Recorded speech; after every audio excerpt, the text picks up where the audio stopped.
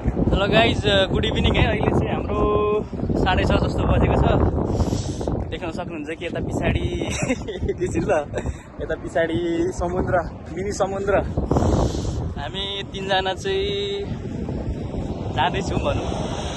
हावा सरर चलाएको छ है। मौसम कस्तो लागिरहेछ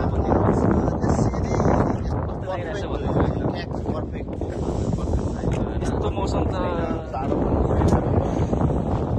हुनुपर्ने छ अहिले। एकदम गर्मीवाला हो है। तर यो वर्ष चाहिँ अलिक कस्तो भन्नु, गर्मीमा पनि बिच बिचमा पानी पर्ने, मौसम पनि अलिक हावा चल्ने सरर।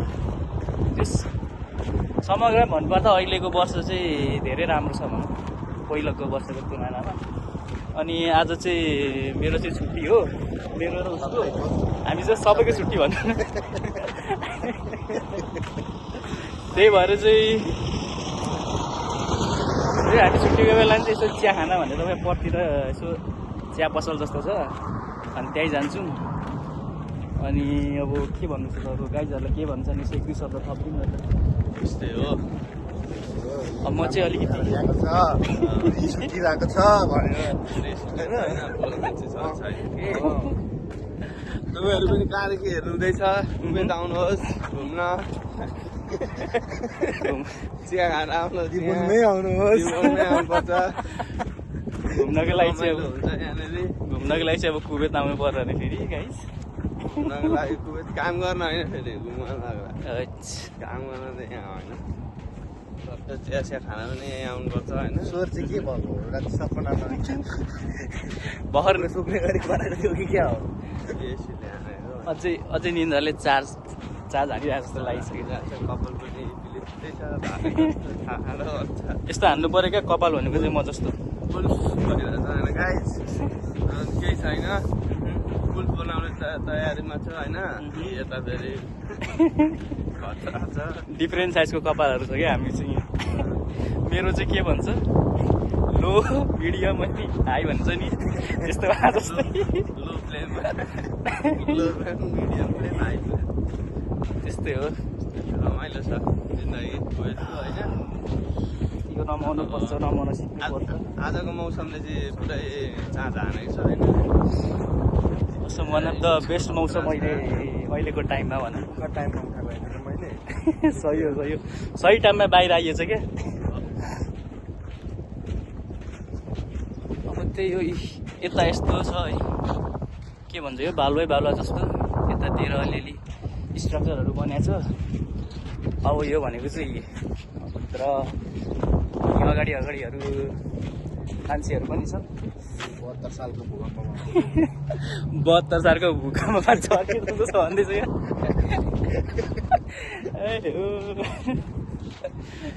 छन् ल। अब यसो कसले समातेर यसो अलिअलि भ्लग हान्ने हो कि मै ठिक छ त? एकदम ए होइन, भ्लग हान्न त ठिक हो कि, तर हात यसो गर्दाखेरि अलिक गल्दो रहेछ क्या। तर अस्ति के हो भन्दाखेरि नि, किन छुट्टी छैन नि त, गर्ने सन्देश म, दुईजना सन्देश म अनि दिपान्स आएको थियौँ है। कोही एकअर्कासँग बोल्दैन, चिया पनि खाइयो, समोसा पनि खाइयो है।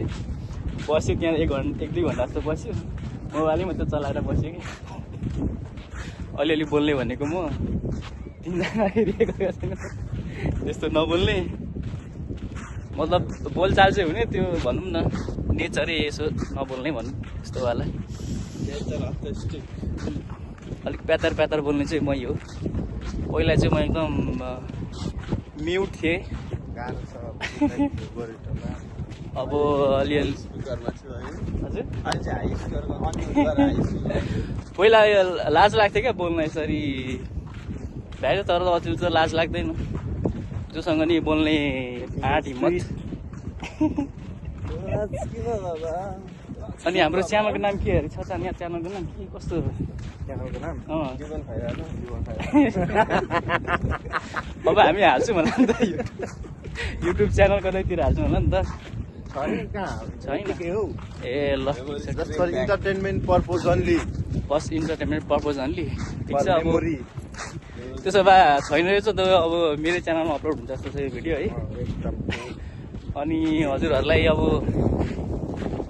के भन्नु जस यस्तै हो दिनु होला लाइक गर्नु होला लाइक गर्नु शेयर गर्नु त्यो घन्टीमा पनि थिच्नु भ्यू चाहिँ जम्मा जम्मी 10 भ्यू आउँछ त्यो पनि जेन्युन भ्युवर चाहिँ मेरो एकजना साथी छ उसले नै कमेन्ट र भ्यू चाहिँ गर्छ अरू चाहिँ अलिक भन्न सक्दिनँ जस्ट एज अ मेमोरी हो म जहिले छुट्टीको बेला चाहिँ मेरो टार्गेट भनेको भन्ने थियो त छुट्टीको बेला चाहिँ एउटा भ्लग बनाउने अनि अपलोड गर्ने हो अब आजको छुट्टीको बेलामा नि सौभाग्य मिल्यो भ्लग बनाउने है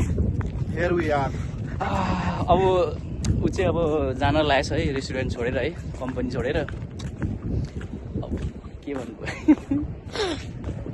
त्यस्तै छ गाइस अब के गर्नु अब यहाँ गएपछि खासै भेट हुन्छ जस्तो छैन है तर फ्युचरमा हुनुपर्छ भेट चाहिँ है नेपालमा भएपछि जिन्दगी लामै छ जिन्दगी भेट हुनुपर्छ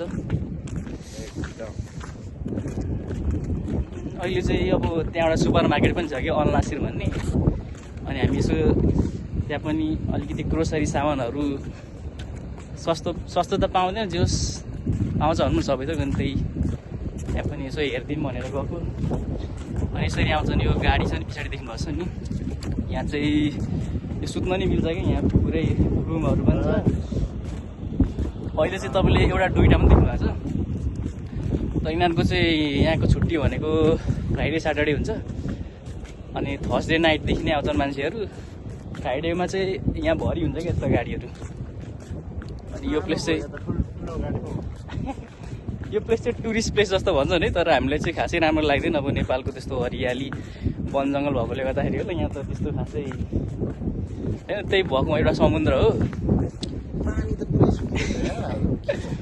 पानी त यत्रै छ क्या अहिले त पहिला चाहिँ अलिकति ठुलो पनि हुन्थ्यो सानै छ अब पछाडिको ब्याकग्राउन्ड देखाउनु पर्यो भने चाहिँ यस्तो छ है र पानी अलिकति माथिसम्म आउँथ्यो अझै तलसम्म पुगेको रहेछ अनि पछाडि बिल्डिङहरू छ त्यो चाहिँ होमस्टे जस्तो भनौँ न घुम्न आउने मान्छेहरू चाहिँ यो 2 दिनको लागि रेन्ट गरेर आउनेहरू साथ ग्रुपमै आउँछन् यहाँ मान्छेहरू अनि 2 दिनको लागि रेन्ट गर्छ अनि त्यही हो